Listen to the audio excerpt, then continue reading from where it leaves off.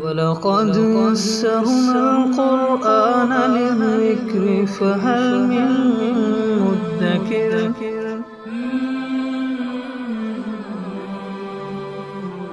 سورہ حشر آیت نمبر 22۔ اعوذ باللہ من الشیطان الرجیم، بسم اللہ الرحمن الرحیم۔ واللہ الذی لا الہ الا ہو عالم الغیب والشہادہ هو الرحمن الرحیم۔ واللہ الذی لا الہ الا ہو الملک القدوس السلام المؤمن المہیمن العزیز الجبار المتکبر، سبحان اللہ عما یشرکون۔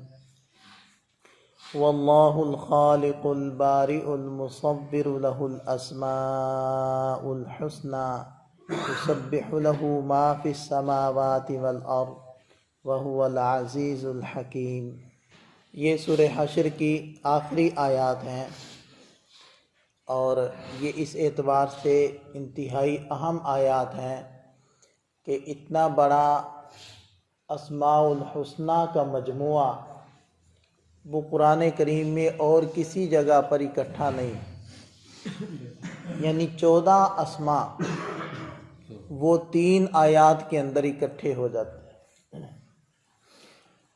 تو ارشاد فرمایا واللہ، اللہ وہ ذات ہے کہ لا الہ الا ہو، جس کے علاوہ کوئی الہ نہیں، عالم الغیب والشہادہ، غیب ہر چھپی ہوئی چیز، ہر آنکھوں سے پوشیدہ چیز، والشہادہ اور نظر آنے والی چیز، اس کا جاننے والا ہے۔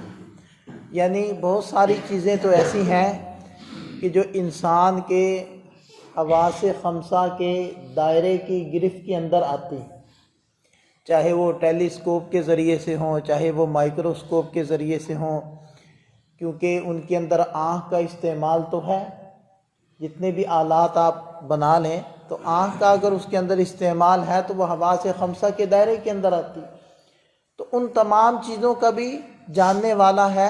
اور وہ چیزیں جو انسانی آنکھ سے چھپی ہوئی ہیں، چاہے وہ جنت ہے، چاہے جہنم ہے، چاہے آخرت ہے، عذاب قبر ہے، چاہے خود اللہ تعالیٰ کی ذات عالی ہے، چاہے فرشتے ہیں، یہ سب وہ چیزیں ہیں جو انسانی آنکھ سے چھپی ہوئی ہیں، تو ان سب کا بھی جاننے والا۔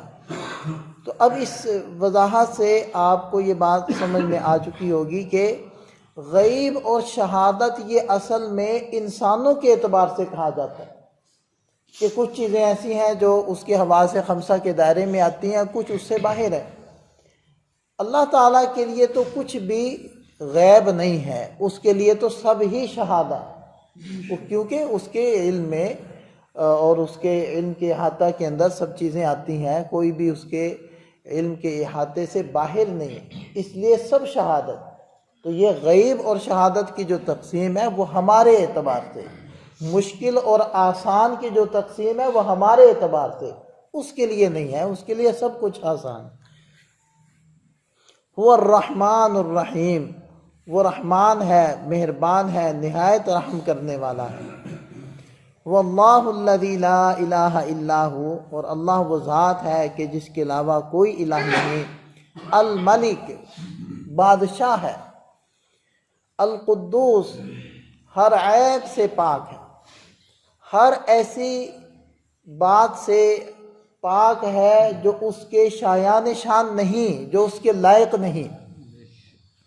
السلام سلامتی والا ہے، المؤمن امن دینے والا۔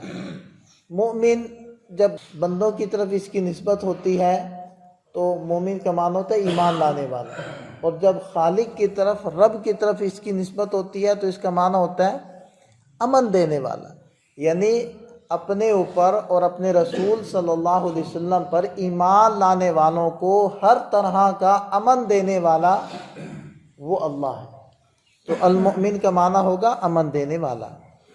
المہیمن نگہبان، العزیز قوی، الجبار صاحب جبروت والعظمت، عظمت والا، اور جبار کا ایک معنی ٹوٹی ہوئی چیز کو جوڑنے والا، اسی سے عربی میں لفظ استعمال ہوتا ہے جبیرہ۔ اصل میں اس پٹی کو کہتے ہیں جو ہڈی کو جوڑنے کے لیے اس کے اوپر باندھی جاتی ہے، یا ان پھٹیوں کو کہتے ہیں جو ہڈی جوڑنے کے لیے، ہڈی کو سیدھا کرنے کے لیے وہ باندھی جاتی۔ اصل میں ہڈی کو دیکھیں، میڈیکل سائنس نے کتنی ترقی کر لی، ابھی تک کوئی ایسی میڈیسن، کوئی ایسی کریم طلا وہ ایجاد نہیں ہوا جو ہڈی پر لگا دیا جائے اور ہڈی جڑ جائے۔ ہڈی کو جوڑنے کا کوئی کلیہ اب تک نہیں ہے، الا یہ کہ ڈاکٹر کیا کرتے ہیں کہ ہڈیوں کو برابر کر کے ان کو باندھ دیتے ہیں، چاہے وہ اب جدید طریقہ ہے کہ باقاعدہ اسٹیل کی پلیٹیں وہ پیچوں کے ساتھ لگا دیتے ہیں، تو بہرحال ان کے پاس صرف یہ ہے کہ وہ ہڈی کو برابر کر کے اس کو باندھ دیتے ہیں، پھر اللہ تعالیٰ خود ہی اس ہڈی کو جوڑ دیتے ہیں۔ اسی وجہ سے حدیث پاک میں ایک دعا آتی ہے، یا جابر العظم الکثیر، اے ٹوٹی ہڈی کو جوڑنے والے۔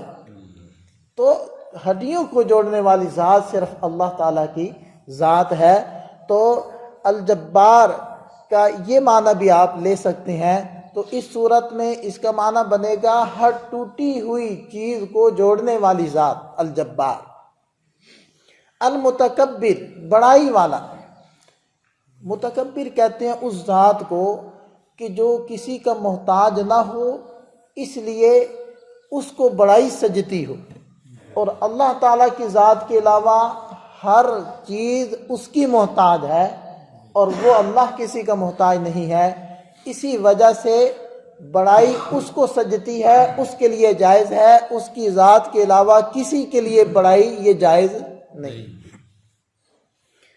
سبحان اللہ، اللہ پاک ہے، عما، ان چیزوں سے، یشرکون، جس کو یہ لوگ شریک کرتے ہیں اللہ کے۔ اللہ کی ذات وہ صفات والی ذات ہے، بھلا ان شرکاء سے اللہ تعالیٰ کا کیا لینا دینا، وہ ان شرکاء سے پاک ہے۔ وہ اللہ، اللہ وہ ذات، الخالق، پیدا کرنے والا، البارئ، وجود میں لانے والا عدم سے، المصور، تصویریں بنانے والا۔ اب دیکھیں یہ کتنی خوبصورت ایک اللہ تعالیٰ کی صفت ہے، اللہ تعالیٰ کا نام ہے مصور، کہ اللہ تعالیٰ نے ہر چیز کو صورت بخشی۔ حیوانات جتنے بھی ہیں، پرندے جتنے بھی ہیں، ہر ایک کی شکل صورت مختلف ہے دوسرے سے، اور پھر یہ پرندے ہمیں تو ایک جیسی لگتے ہیں، لیکن انسانوں کو آپ دیکھیں کہ انسانوں کا چہرہ تقریباً ایک جتنا ہی ہوتا ہے، مطلب ایک بالش کا چہرہ ہے انسان کا، اور ہر چہرے کے اندر ایک جیسے اعضاء ہیں، 2 آنکھیں ہیں، 2 کان ہیں، رخساریں ہیں، پیشانی ہے، اور ناک ہے، ہونٹ ہے، تھوڑی ہے، مطلب انہی کچھ چیزوں کا مجموعہ ہے انسانوں کا چہرہ۔ اربوں انسان دنیا کے اندر موجود ہیں، لیکن کسی کا چہرہ دوسرے سے ملتا نہیں، ہر ایک کا چہرہ دوسرے سے مختلف ہے۔ اب دیکھیں کتنے افراد یہاں بیٹھے، 50 کے قریب افراد اس وقت یہاں بیٹھے ہوئے ہیں، ہر ایک کا چہرہ دوسرے سے یکسر مختلف، بالکل مختلف۔ اچھا، ہم لوگ حیران ہوتے ہیں کہ 2 لوگوں کے اگر 2 سگے بھائی ہیں یا جڑواں بھائی ہیں، یا ویسے 2 آدمی ہیں مختلف خاندانوں کے، ان کا چہرہ آپس میں ملتا ہو نا، بہت زیادہ مشابہت ہو، ہم بڑا حیران ہوتے ہیں، اور بڑے حیران ہو کر ہم دیکھتے ہیں اور کہتے ہیں دیکھیں ان دونوں کا چہرہ کتنا ملتا ہے۔ حالانکہ چہرے کا ملنا یہ تو بڑی بات نہیں ہے نا، کمال تو یہ ہے کہ اتنے زیادہ چہرے دنیا کے اندر موجود ہیں، وہ ملتے نہیں۔ کیا اللہ تعالیٰ کی کمال صنائی ہے، اور کیا اس کے قدرت کے مناظر اور مظاہر ہیں کہ ایک جیسے چہرے ہیں لیکن ملتے نہیں ہیں۔ یہ ہے مصور، تصویر جو ہے منظر کشی کرنے والا، تصویر بنانے والا۔ لہ الاسماء الحسنی، اسی کے ہیں اچھے اچھے نام۔ حدیث پاک میں، ایک حدیث پاک میں 99 نام اللہ تعالیٰ کے آئے ہیں، جو قرآن کریم کے شروع میں اسماء الحسنی لکھے ہوتے ہیں، یہ اکٹھے ایک ہی حدیث پاک کے اندر آئے ہیں۔ تو اللہ تعالیٰ کے اچھے اچھے نام ہیں۔ یسبح لہو ما فی السماوات والارض، تسبیح کرتی ہے اس کی ہر وہ چیز جو آسمانوں میں ہے اور زمین میں ہے، ہر وہ چیز۔ بزبان حال تو ہر چیز اس کی قدرت کا شاہکار ہے اور اس کی تسبیح اس اعتبار سے کرتی ہے۔ ایک اور آیت مبارکہ میں تو اس طریقے سے آیا کہ وَلَٰكِن لَا تَفْقَهُونَ تَسْبِيحَهُمْ، تم ان کی تسبیح کو سمجھ نہیں پاتے کہ وہ کیسے تسبیح کر رہی ہے، ورنہ ہر چیز اس کی تسبیح کر۔ وَهُوَ الْعَزِيزُ الْحَكِيمُ، وہ غالب ہے، حکمتوں والا ہے۔ حضرت معقل ابن یسار رضی اللہ عنہ کی روایت ہے کہ نبی پاک صلی اللہ علیہ وسلم نے ارشاد فرمایا کہ جو شخص صبح کو 3 بار اعوذ باللہ السمیع العلیم من الشیطان الرجیم 3 بار یہ پڑھے اور اس کے بعد ایک مربع یہ آیات پڑھ لیں جو آج کے درس کے اندر تھیں، تو فرمایا کہ 70,000 فرشتے اللہ تعالیٰ کی طرف سے مقرر ہو جاتے ہیں جو اس بندے کے لیے شام تک استغفار کرتے رہتے ہیں، اور اگر اس دن یہ وفات پا گیا تو شہید مرا، اور اگر شام کو یہی کام کر لیتا ہے تو صبح تک اس کے لیے یہی فضائل ہوں گے جو سارے دن کے فضائل ہیں۔ اللہ تعالی ہمیں سمجھ عطا فرمائے، عمل کی توفیق عطا فرمائے۔